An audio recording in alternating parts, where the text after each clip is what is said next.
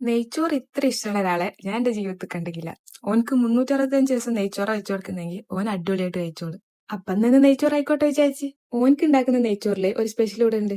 ഇതിലധികം പട്ടയോ ഗ്രാമ്പോ എണ്ണയോ നെയ്യോ ഒന്നും ചേർക്കാൻ പാടില്ല. ഇനി ഇതൊക്കെ ഇല്ലാണ്ട് ഇത് നെയ്ച്ചോറ് എന്ന് പറഞ്ഞിട്ട് ഞാൻ കുറച്ച് ചേർക്കും. നെയ്ച്ചോറിന്റെ ABCD പോലും അറിയാത്ത ആളായിരുന്നു ഞാൻ ആദ്യം വിചാരിച്ച നെയ്ച്ചോറ് ഉണ്ടാക്കല് ഭയങ്കര പണിയാണ്. പക്ഷെ സാധാ ചോറും കറീനെക്കാട്ടും എളുപ്പം ഇതാണ്. അങ്ങനെ അതിന്റെ പരിപാടിയൊക്കെ അവസാന ഘട്ടത്തിലെത്തി. അതിന്റെ കൂടെ കടിക്കാനും ഒഴിക്കാനൊക്കെ എന്തേലൊക്കെ വേണമല്ലോ. അപ്പൊ പിന്നെ കുറച്ച് ചിക്കൻ ഫ്രൈ ഉണ്ടാക്കാൻ വിചാരിച്ച്. എന്നിട്ട് അത് അവിടെ മാറ്റി വെച്ചിട്ട് നമുക്ക് കുറച്ച് സാലഡ് ഉണ്ടാക്കാം.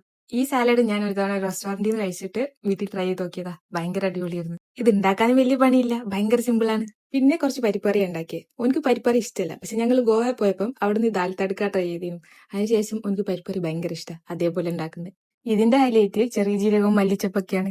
ഇനി നേരത്തെ മാറ്റിയത് ചിക്കനും കൂടെ പൊരിച്ച പരിപാടി കഴിഞ്ഞു. ഇനിയിപ്പോ ഒരു പ്ലേറ്റ് എടുത്ത് അതിൽ കുറച്ച് ചോറിട്ട് ഒരു ചിക്കൻ കാലും വെച്ച് കുറച്ച് പരിപ്പ് കറി ഒഴിച്ച് സൈഡിൽ ആ കുറച്ച് സാലഡും ഇട്ട പരിപാടി കഴിഞ്ഞു. എന്നിട്ട് ഇനി ഒരു വെയിറ്റിംഗ് ആണ്. ഓൻ കഴിച്ചു കഴിഞ്ഞ് ഓന്റെ മുഖത്തെ റിയാക്ഷൻ കണ്ടാൽ മനസ്സിലാവും ഫുഡ് അടിപൊളിയാണോ അല്ലേ. കണ്ടോ, ഇതാണ് കിട്ടേണ്ടത്. പിന്നെ ഇന്ന് ഫുഡ് ഉണ്ടാക്കുന്ന തിരക്കില് ആശാനം മറന്നു കഴിക്കുന്നില്ല. ഓൻ അപ്പുറത്തുനിന്ന് ഫുഡ് കഴിക്കുന്നുണ്ട്. അപ്പം നാളെ കാണാം. പിന്നെ ഇഷ്ടമായ ഫോളോയിലേക്ക് മറക്കല്ലേട്ടാ. ബൈ.